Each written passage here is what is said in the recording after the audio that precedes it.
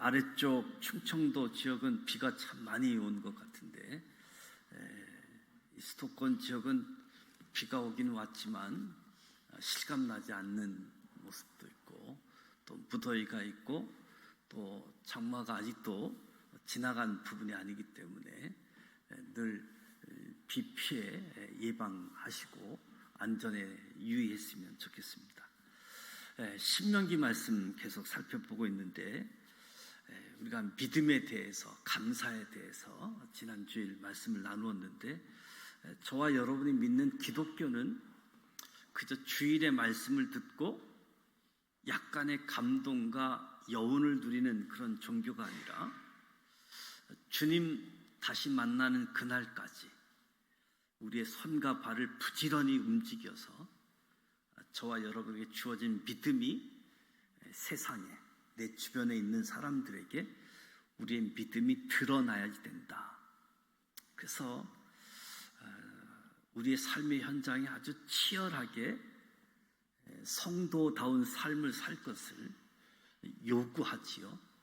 하나님의 자녀답게, 예수님의 제자답게 살으라고 믿는 사람도 그렇고 믿지 않는 사람들도 믿는 사람들을 향해서 아우성치게 되어집니다.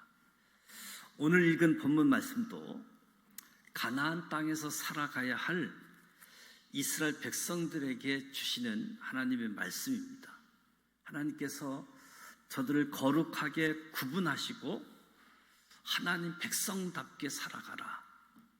세상 속에 있지만 세상과는 다르게 살아가야지 되는 하나님의 백성, 그 하나님의 백성들이 어떻게 살아가야지 되는가, 오늘 본문을 통해서 교훈을 얻기를 원하는데, 1절에서 4절 말씀을 보니까 형제를 못 본 채 하지 말고 반드시 도우라. 반드시 돕는 자, 하나님의 사람들의 모습이지요. 특히 하나님의 사람들은, 하나님의 백성들은 이웃의 재산을 대하게 될 때, 이웃의 재산을 대할 때 이방인과 달라야지 된다.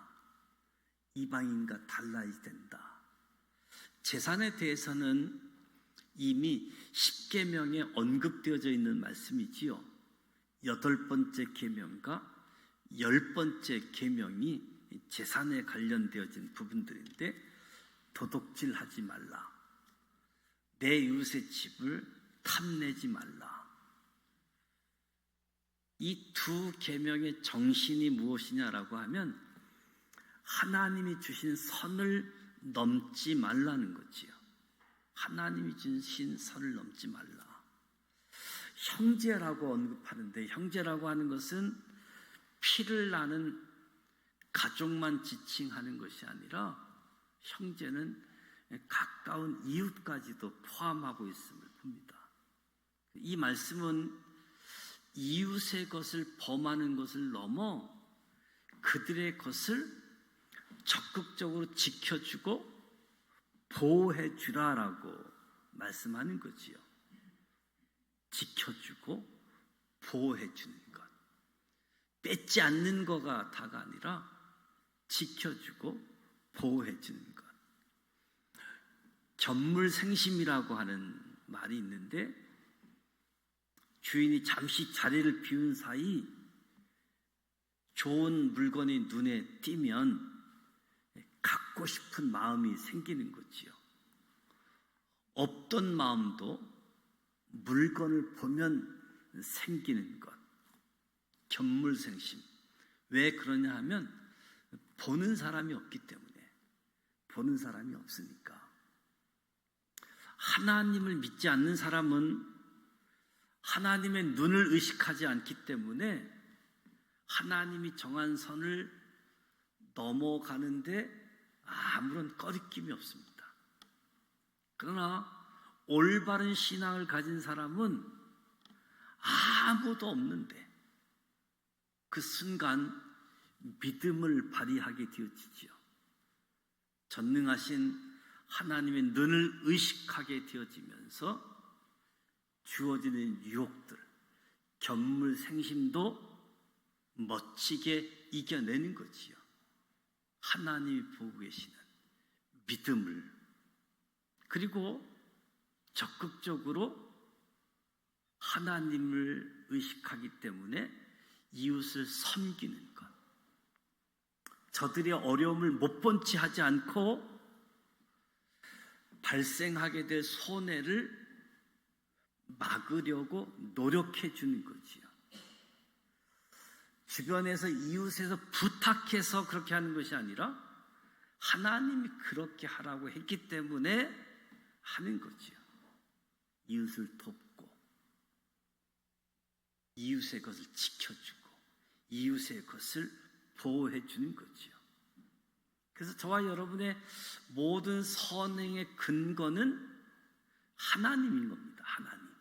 하나님이 원하시고 하나님이 그렇게 하라고 명령하셨기 때문에 우리는 하나님처럼 생각하고 하나님처럼 행동하는 거지요. 오늘 하루를 살아갈 때 나의 행동이 누구를 닮았는지를 의식적으로 고민해 보는 겁니다. 이웃을 대할 때에도 그 사람의 눈에 비친 나의 모습이 하나님께 속한 자처럼 행동하기를. 그래서 그 모습이 그들에게는 소망이 되어지는 거지요. 누가 보든 안 보든 하나님의 말씀이 내게 주어져 있고 나는 하나님의 백성이고, 그래서 하나님처럼 생각하고 하나님처럼 행동하는 것, 이웃의 것도 지켜주고 이웃의 것도 보호해 주는 것.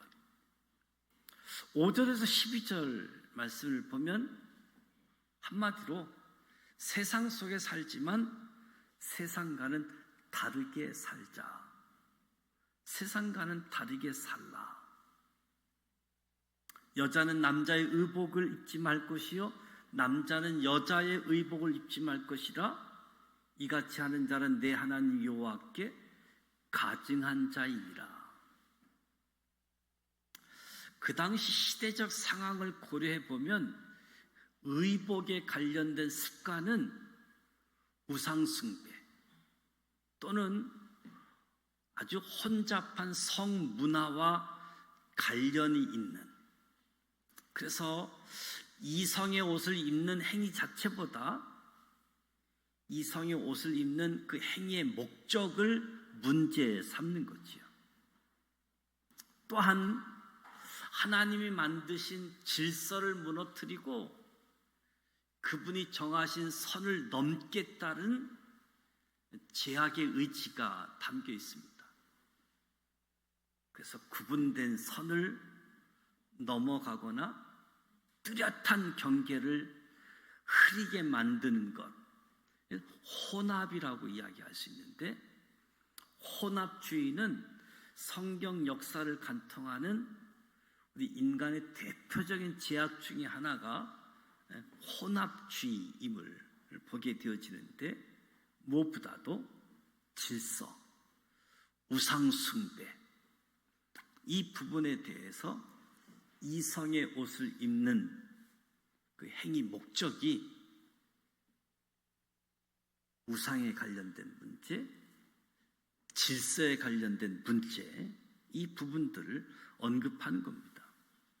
길을 가다가 나무에나 땅에 있는 새의 보금자리에 새 새끼나 알이 있고 어미 새끼가 그의 새끼나 알을 품은 것을 보거든 그 어미 새와 새끼를 아울러 취하지 말라. 어미는 반드시 놓아줄 것이요 새끼는 취하여도 되나니 그러면 복을 누리고 장수하리라.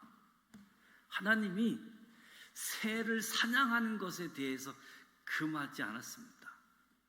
다만 어미와 알을, 어미와 새끼를 동시에 잡지 말라고 하는 거지요. 근데 우리 인간의 탐욕은 어떻습니까? 새를 잡으면 알도 먹으려고 하는 모습이 있지요. 그렇게 하는 것이 양육강식의 세계 속에서 복을 누리고 장수할 수 있는 방법이기 때문에 새도 알도 새끼도 한꺼번에 다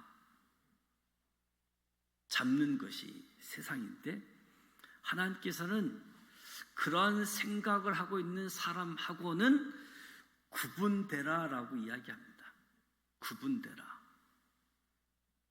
장수의 복은 탐욕대로 살아가는 자가 아닌 창조주이신 하나님께 속한 자가 누리는 것이다. 양육강식의 원리가 아니라, 우리 탐욕이 아니라 하나님이 구분케 하시는 그 말씀이 우리 삶의 지침이 되어지도록, 내가 새 집을 지을 때 지방에 난간을 만들어 사람이 떨어지지 않게 하라.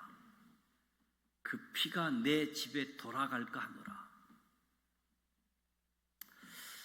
이스라엘 지역의 일반적인 건물들의 지붕은 평평합니다. 사람들은 기도하거나 휴식을 위해서 옥상으로 사용하게 되어지는데, 옥상에서는 떨어질 위험이 있으니까 난간을 꼭 설치하도록 합니다. 이것은 법규로 정하기 전에 안전의 문제로 당연하게 해야 될 일. 그럼에도 하나님께서 굳이 이 말씀을 하는 이유가 무엇인가? 새롭게 집을 지으면 난간을 만들어서 혹시 떨어지는 사람들을 보호하라고. 안전상의 문제인데도, 당연한데도 안 하려고 하는 사람들이 있기 때문에 굳이 말씀을 통해서 하는 거지요. 사람들이 왜 안 하려고 합니까? 돈이 들어가니까. 돈 때문에 안전의 문제를 소홀히 하게 되어지는 거지요. 오늘뿐만 아니라 지난날 계속 이어져 오는 한국 사회의 대형 사고들을 보게 되어지면 다 돈 문제 때문에, 돈 덜 들이고 겉으로서는 안 나타나니까, 사고 나서 추적을 해보면 반드시 돈 들어가야 될 자리에 돈이 안 들어가 있는, 돈을 아끼기 위해서 안전을 등한시했던 모습들을 보게 되어집니다. 그러니까 수십 명의 사람들 생명을 앗아가는 일들이 벌어지게 되어지는 거지요. 돈을 더 벌자라고 하는, 어쩌면 어른들의 탐욕이 부르는 사고라고 이야기할 수 있습니다. 이러한 일들이 오늘 우리 가운데 너무 많이 일어나고 있는 거지요. 그런 의미에 있어서 하나님께서 안전에 관련된 부분, 당연한 부분도 말씀을 통해서 언급을 하고 있습니다. 그러니까 하나님께 속한 우리들은 달라야 된다는 거죠. 탐욕의 눈이 멀어서 돈 때문에 이웃의 생명, 이웃의 안전을 돈과 바꾸어 버리려고 하는 어리석음은 즉각 멈춰야 된다. 이웃을 내 몸같이 사랑하라는 주님의 말씀을 그냥 추상적이고 그냥 생각만으로 받아들이지 말고 실제적으로, 구체적으로 안전의 문제 실천하는 거지요. 저와 여러분의 삶 속에 오늘 지붕에 난간을 만드는 일이 무엇인지 고민하면서 내 삶의 영역에 있어서 좀 더 안전한 일들, 이웃 사랑하는 일들을 꼭 실천하는 이 일들. 뭐뭐가 아깝기 때문에, 뭐뭐 때문에 세상 사람들처럼 살아갈 수밖에 없는 그런 현실인데도 나는 하나님의 사람이지, 나는 예수 믿는 사람이지, 그 믿음이 드러날 정도로. 그 세상 사람들은 이렇게 하는 것이 당연하고 저렇게 하는 것이 바보고 어리석음인데 왜? 돈 들어가면서 남들은 그렇게 하지 않는데. 우리의 믿음을 드러내는 일이죠. 우리가 믿는 하나님을 드러내는 거지요. 우리의 삶의 모습들이 이웃을 사랑하는 삶을 실천하게 되어지는 거지요. 9절에 내 포도원에 두 종자를 섞어 뿌리지 말라. 9절에서 11절 사례들처럼 실제로 혼합이 주는 유익이 무엇인지에 대해서는 정확하게 알 수는 없습니다. 9절에서 11절 말씀의 뜻은 혼합하지 말라는 겁니다. 하나님의 선을 넘지 말라고 하는 거지요. 하나님의 선을 넘지 않음으로써 내가 거룩한 하나님의 백성임을 날마다 기억하는 것. 날마다 하나님의 백성, 하나님의 자녀, 예수님의 제자 기억하고 그렇게 살아가게 되어지는 거지요. 12절에서 너희가 입는 겉옷에 네 개의 술을 만들지니라.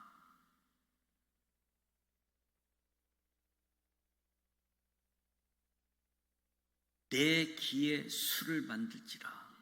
겉옷.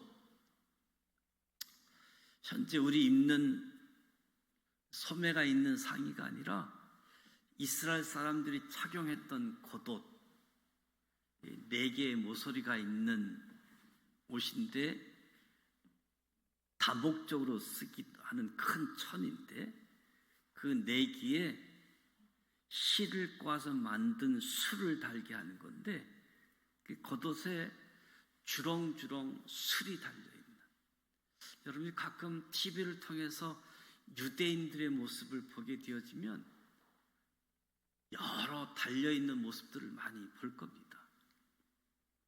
아주 실용성 없는 불편한 디자인이지요. 그런데 왜 이렇게 하라고 하셨을까? 정체성, 나는 누구인가? 정체성을 기억하게 하는 거거든요. 하나님께 속한 백성임을 선포하는 것이고 우리는 하나님 말씀대로 사는 사람들이다. 그래서 겉옷 모퉁이에 술을 달게 해서 다른 사람뿐만 아니라 스스로 하나님 말씀대로 살아야 될 사람, 나는 하나님의 백성, 이 정체성을 자신에게, 다른 사람에게 선포하는 거지요. 나는 하나님이 주신 선을 지키는 사람인가? 그 선을 혼합하는, 경계를 무너뜨리는 그런 사람이 아니라 정체성을 가지고 말씀대로 사는 사람, 세상 사람과는 무언가는 달리 구별된 삶으로 살아가는 사람들, 그것을 선언하는 행위처럼 오늘 저와 여러분이 삶의 자리에 굳이 말로 수다 떨지 않아도 우리의 언어의 모습이든 우리의 삶의 모습 하나하나가 하나님께 속한 사람들처럼 드러나면 좋겠다. 7월달 온가족 새벽 기도를 통해서도 너의 믿음이 소문이 나서 내 귀에 들리는데 그 믿음이 드러나는 것에 대해서 기쁘고, 무엇보다도 너의 믿음이 사람들에게 평안을 주고, 너의 믿음이 사람들을 위로해주고 기뻐해주는 너 때문에 너 함께 있는 사람, 너 주변에 있는 사람들이 평화를 얻고 기쁨을 얻고 위로를 얻는 것, 너무 소중한 거지요. 이러한 삶의 자리에 있어서 나는 하나님 말씀대로 하나님의 백성이다라고 이 정체성을 드러내는 것은 어떤 손해도 어떤 불이익도 내가 감당하겠다, 이런 의지이기도 한 거지요. 어떤 사람은 손해 때문에 혹시 피해가 되지 않을까 해서 자기가 예수 믿는 것을 드러내지 않는 경우가 많잖아요. 혹시나 손해볼까 봐. 그러나 손해될지라도 그 손해를 나는 감수하겠다, 그런 의미에 있어서 하나님의 자녀된 모습, 하나님 말씀대로 사는 모습, 이 모습이 스스로 또 주변에 있는 사람들에게 드러내면 참 좋겠다. 어떤 분들은 식당에 가면 교회 다니는 모습을 다 드러내는데, 교회 다니는 사람들이 해서는 안 되는 모습들, 안 되는 말들을 무심코 하는 경우가 참 많지 않는가.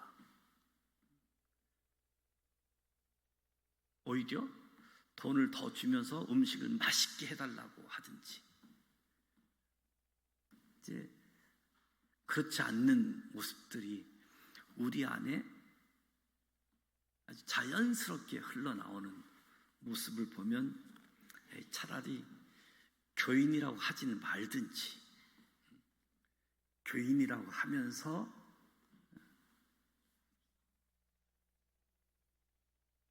세상 사람들보다 더한 이런 모습을 나타날 때 안타까운 모습들이죠. 2024년도를 시작하면서 저와 여러분에게 주어진 약속의 말씀을 받았잖아요. 여러분은 어떤 약속의 말씀을 받았고, 또 그 말씀을 지금도 가지고 살아가는가. 또 주일마다 5가지 확신에 대해서 5주마다 지금 반복해서 똑같은 말씀을 나누게 되어지는데, 말씀을 붙잡고 그 말씀대로 적어도 우리가 신앙생활을 하는데 그 5가지만이라도 확신을 가지고 살아가자.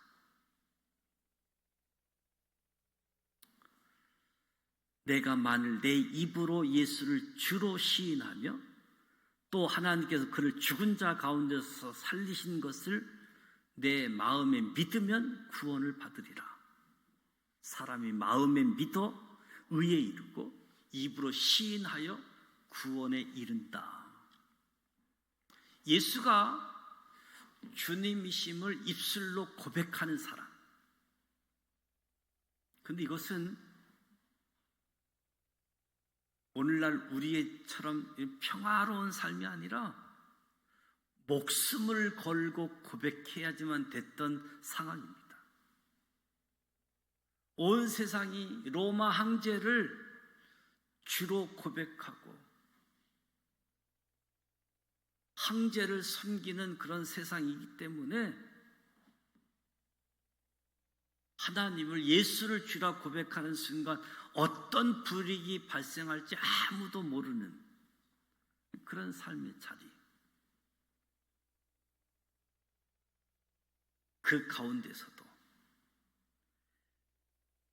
손해 보는 것 따지지 않고 예수님이 주님이심을 고백하는 삶.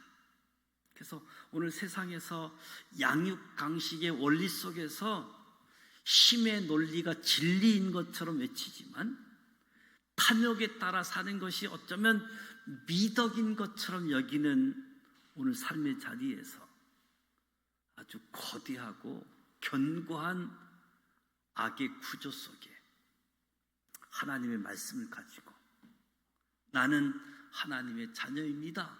나는 예수님의 제자입니다. 정체성을 드러내면서 살아가는 저와 여러분이 되시길 축복합니다. 그럼에도 우리가 이 길을 걸어가는 이유는